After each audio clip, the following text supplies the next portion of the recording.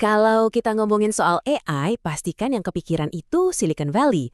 Tapi gimana kalau saya bilang cerita AI terbesar itu justru terjadi di tempat yang sama sekali nggak kita duga? Nah, di bahasan kali ini kita bakal bongkar kisah tersembunyi itu. Oke, coba deh saya tanya. Kalau dengar revolusi AI, perusahaan apa yang langsung muncul di kepala Anda? Pasti nama-nama besar yang itu lagi kan? Yap, bener banget. Raksasa-raksasa teknologi. Mereka kan yang selalu ada di berita, jadi ya wajar banget kalau pikiran kita langsung ke sana. Tapi, nah ini dia intinya. Cerita AI yang paling heboh itu sebenarnya lagi terjadi di dalam perusahaan-perusahaan yang mungkin nggak pernah kita lirik. Bukan perusahaan teknologi, justru di industri yang udah lama ada, yang tradisional. Oke, jadi maksudnya gimana sih? Nah, kita masuk ke konsep utamanya sekarang. Apa sih yang disebut sebagai perusahaan yang ditenagai AI?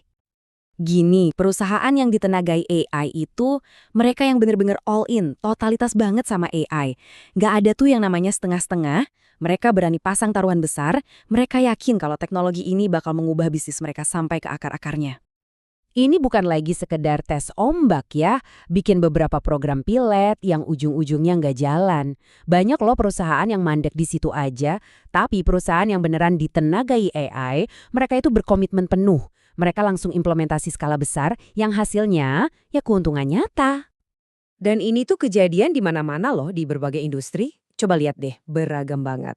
Ada perusahaan hipotek kayak Radius Financial yang wow, mereka mengubah proses pinjaman jadi semacam pabrik yang super produktif. Terus ada raksasa penerbangan Airbus yang menjadikan AI sebagai jantung transformasinya. Sampai Ping An di Tiongkok yang bikin ekosistem data raksasa dari asuransi sampai layanan kesehatan. Luar biasa kan? Masih ragu sama dampaknya? Coba kita lihat Ping An deh. Biar kebayang skalanya ya, di tahun 2020 aja, pendapatan mereka itu nyaris 200 miliar dolar. 200 miliar dolar. Ini bukti nyata betapa dahsyatnya kekuatan jadi perusahaan yang beneran ditenagai AI. Oke, sekarang pertanyaannya, gimana caranya mereka bisa sampai ke sana? Mungkin kita mikir kuncinya ya di teknologi canggih.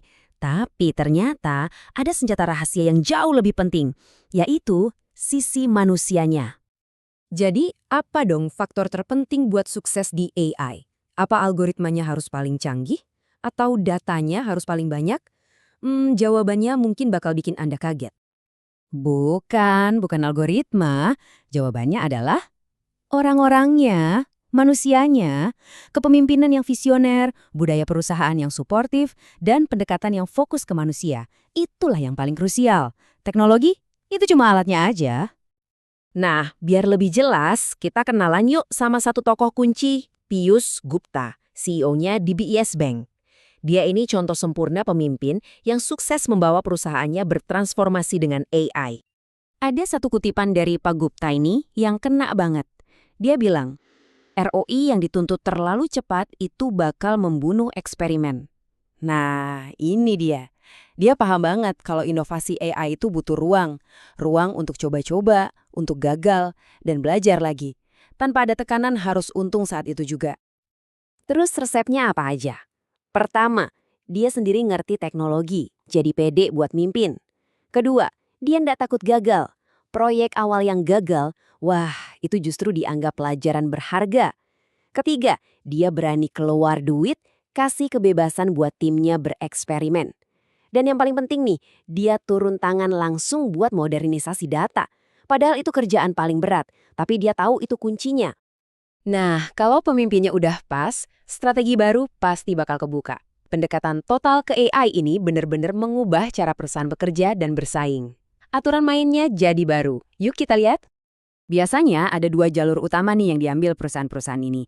Yang pertama, mereka mengubah operasi. Maksudnya, cara kerja yang udah ada dibuat jadi jauh lebih efisien.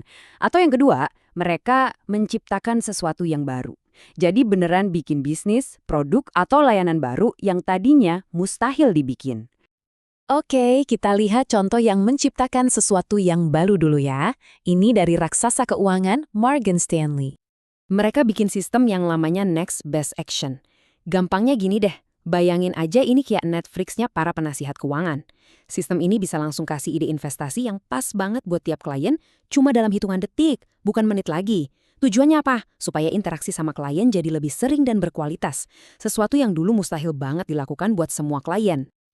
Oke, itu tadi contoh yang menciptakan hal baru. Sekarang kita lihat contoh yang mengubah operasi. Kita lihat kasusnya, The Kroger Co., salah satu jaringan supermarket terbesar. Nah, kalau ngomongin soal skala, siap-siap kaget ya. Setiap minggu, Kroger itu ngirim 11 miliar rekomendasi personal ke pelanggan mereka. 11 miliar loh setiap minggu. Ini luar biasa dan jadi bukti nyata gimana AI bisa mengubah total cara kerja bisnis retail. Gimana caranya? Mereka punya strategi namanya Restock Kroger yang basisnya itu ya data dan personalisasi. AI dipakai buat optimalkan semuanya, dari tata letak barang di rak sampai resep masakan digital.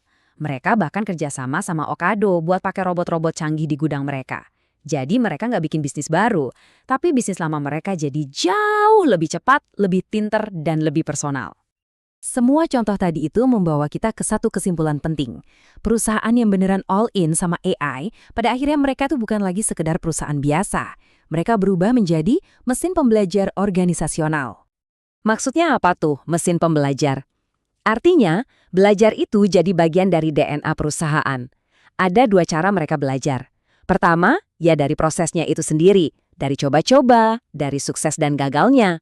Kedua, dan ini yang paling keren, mereka terus-terusan belajar dari data-data baru yang diolah sama model machine learning mereka. Jadi perusahaannya nggak diam di tempat, dia terus berevolusi, jadi makin pinter setiap hari, setiap detik. Jadi, kesimpulannya, ini semua bukan cuma soal teknologi kan? Ini soal cara baru dalam berbisnis, cara kita menciptakan nilai dan mengambil keputusan itu berubah total secara fundamental. Nah, pertanyaannya sekarang buat kita semua, apakah industri tempat Anda bekerja siap untuk perubahan sebesar ini?